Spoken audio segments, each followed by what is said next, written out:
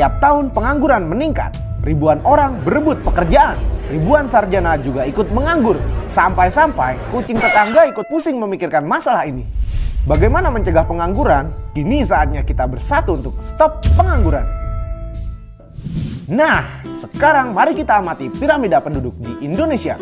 Dengan bonus demografi yang dipenuhi angkatan usia produktif, seharusnya Indonesia menjadi primadona pertumbuhan ekonomi dunia. Bandingkan dengan Jepang. Di sana, semakin dipenuhi oleh angkatan pensiunan, orang-orang tua yang sehat dan berumur panjang. Sementara itu, generasi muda Jepang pada malas menikah, atau kalaupun menikah, malas punya banyak anak. Sedangkan di Indonesia, sebagian besar orang tetap yakin banyak anak, banyak rejeki. Dan ujung-ujungnya, seharusnya di Indonesia akan tercipta lapangan pekerjaan yang akan menyerap seluruh tenaga kerja di Indonesia. Asik banget kan kalau seperti ini? Namun, kenyataannya belum seindah harapan. Dan belum ketemu solusi konkret terhadap 3 masalah berikut ini. Yang pertama, pengangguran terbuka yang masih relatif tinggi, yaitu sekitar 7,5 juta jiwa penduduk kita menganggur.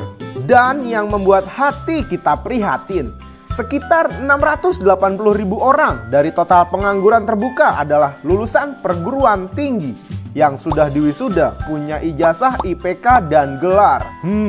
Kamu tentunya tidak mau jadi pengangguran kan? Terus yang lainnya, mereka bekerja, namun banyak yang tidak sesuai dengan kemampuan dan bakatnya, tidak sesuai dengan bidang yang dipelajari di bangku kampus atau sekolah. Mereka yang begitu bisa dikatakan pengangguran terselubung. Apa akibatnya? Akhirnya mereka bekerja tidak optimal. Mereka bekerja tanpa bisa menikmati dan menghayati pekerjaan mereka. Mereka tidak bahagia dengan gaji yang mereka terima. Perusahaan pun tidak bahagia pula dengan kualitas kinerja mereka. Sampai-sampai satpam perusahaan juga tidak bahagia mendengar kisah ini. Apakah kamu mau bekerja seperti pengangguran terselubung? Bekerja tapi tidak happy itu sama dengan stres. Masih ada kelompok ketiga, yaitu setengah menganggur. Setengah menganggur adalah pengangguran yang terjadi karena tenaga kerja tidak bekerja secara optimal karena tidak ada pekerjaan untuk sementara waktu. Contoh, seorang buruh konstruksi atau bangunan yang telah menyelesaikan pekerjaan di suatu proyek untuk sementara menganggur sambil menunggu proyek berikutnya. Padahal pekerjaan di Indonesia itu banyak banget loh. Kok masih banyak pengangguran di Indonesia? Nah, bagaimana caranya agar kamu tidak tergabung dalam ketiga kelompok tersebut? Wajar kalau muncul pertanyaan dalam benakmu. Mengapa perusahaan-perusahaan itu tidak bisa menyerap tenaga kerja yang sudah lulus kuliah atau sekolah? Padahal mereka kan butuh pegawai. Mereka tidak bisa atau tidak mau kamu. Dan prihatin banget, kenyataannya makin banyak tenaga kerja asing yang menduduki posisi-posisi keren di perusahaan-perusahaan itu. Nah, mari kita melihat dari sudut pandang yang lain. Perusahaan butuh SDM dan lulusan butuh pekerjaan. Di sini jelas ada kebutuhan, ada supply. Tapi masalahnya kebutuhan perusahaan yaitu kompetensi, sedangkan yang disuplai lulusan yaitu ijazah, transkrip IPK, dan gelar. Kompetensi itu aku bisa apa, bukan aku sudah belajar apa atau gelarku apa. Jadi gak klop kan antara kebutuhan dan supply? Makanya terjadilah ketiga kelompok pengangguran tadi. Apa sih yang dimaksud dengan kompetensi? Mengapa sekarang mendadak menjadi begitu penting? Padahal dari dulu kan dalam lowongan pekerjaan selalu tertulis dicari lulusan D3, S1 atau S2. Soalnya masih banyak perusahaan dan masyarakat yang belum baca KKNI. Yap, KKNI. Masyarakat kita bahkan tidak begitu peduli bahwa pada bulan Januari tahun 2012 yang lalu, pemerintah telah menerbitkan peraturan presiden tentang kerangka kualifikasi nasional Indonesia atau disingkat dengan KKNI. Padahal di banyak negara maju di berbagai penjuru dunia ini, KKNI atau yang dikenal luas sebagai National Qualification Framework adalah isu besar yang menyeret secara bersama-sama berbagai elemen bangsa, yaitu dunia pendidikan, Kementerian Ketenagakerjaan, dan dunia kerja itu sendiri. Dan itulah mengapa pengangguran bisa ditekan di negara-negara maju tersebut. Apa sih KKNI? Apa hubungannya dengan kompetensi? Menurut Perpres nomor 8 tahun 2012 tentang KKNI, KKNI terdiri atas 9 jenjang yang dimulai dari tamatan pendidikan dasar, pendidikan menengah baik SMA maupun SMK, lulusan diploma 1 sampai diploma 3, dan S1 atau diploma 4, serta S2 dan S3. Sedangkan pendidikan profesi pada level 7. Begitu pula dengan S2 terapan dan S3 terapan yang merupakan kelanjutan studi lulusan D4 atau S1 terapan. Ada 3 jalur pendidikan, yaitu pertama, akademik, kedua, vokasi, serta ketiga, profesi.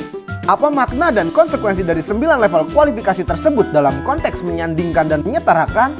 Sebagai contoh, sesama sarjana S1 dan sarjana terapan D4, tidak peduli dari kampus PTN top, PTN kelas menengah, perguruan tinggi swasta kelas top, ataupun kelas ruko, harus bisa disandingkan dan disetarakan kualifikasinya, disamakan gajinya, disamakan beban kerjanya, dan harus mampu melakukan hal yang sama. Artinya, mereka harus memiliki kompetensi yang terstandar. Apakah seluruh kampus siap dan mampu menghasilkan lulusan S1 atau D4 yang sama-sama di level 6 pada KKNI dengan kompetensi yang sama kualitasnya, yang bisa membuat perusahaan yakin dan happy mau menerima dan memberikan penghasilan yang sangat layak? Mungkin bisa dimulai dengan perusahaan tidak lagi mencari tenaga kerja seperti dicari lulusan D3, D4 atau S1 Teknik Informatika, tapi dicari lulusan perguruan tinggi yang memiliki kompetensi desain grafis dan multimedia setara pada level 6 KKNI. Tujuannya agar masyarakat kita tidak lagi mendewa-dewakan gelar sampai rela melakukan apapun demi mendapatkan gelar, tapi minim kompetensi. Lalu kompetensi itu konkretnya apa sih? Kenapa kompetensi dianggap sebagai obat manjur untuk menangkal pengangguran di Indonesia? Gampangnya begini, kompetensi adalah gabungan antara hard skill, soft skill, dan kejujuran, moral, serta integritas. Kesemuanya harus berada dan terbentuk di dalam diri kamu ketika kamu kelak dinyatakan lulus dan layak untuk diwisuda. Hard skill adalah seluruh ilmu pengetahuan yang kamu pelajari selama kuliah di prodi tertentu. Ukuran prestasi untuk hard skill ditentukan oleh berapa IPK kamu kelak. Soft skill adalah communication skill, leadership, teamwork skill, presentation skill, problem solving skill, kemampuan mengambil keputusan terbaik di saat yang tepat, kemampuan melakukan inovasi kreatif, dan lain-lain. Jadi, inilah resep sukses buat masa depan kamu. IPK tinggi masih kurang kalau tidak disertai soft skill yang lengkap. Ingat ya, kalau jadi mahasiswa jangan jadi mahasiswa kupu-kupu, alias mahasiswa kuliah pulang, yang hanya mengejar IPK tinggi saja. Soft skill juga harus dipersiapkan, bisa dilatih di lingkungan kampus maupun di luar kampus. Memang betul sih, dengan memiliki IPK tinggi, kamu memang akan lebih memiliki peluang untuk dipanggil wawancara pekerjaan. Namun selebihnya itu, apabila diterima bekerja, untuk meraih karir cemerlang, IPK tidak akan berpengaruh tanpa soft skill.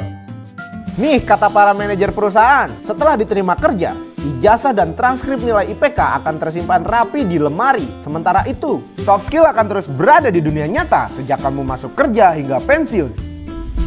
Kalau mau mudah cari kerja, sebaiknya kuliah di program sarjana atau diploma.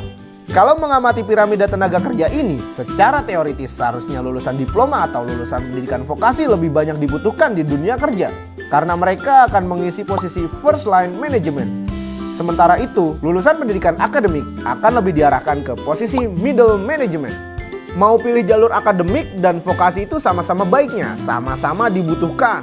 Semua tergantung passion, bakat, dan kerja keras masing-masing.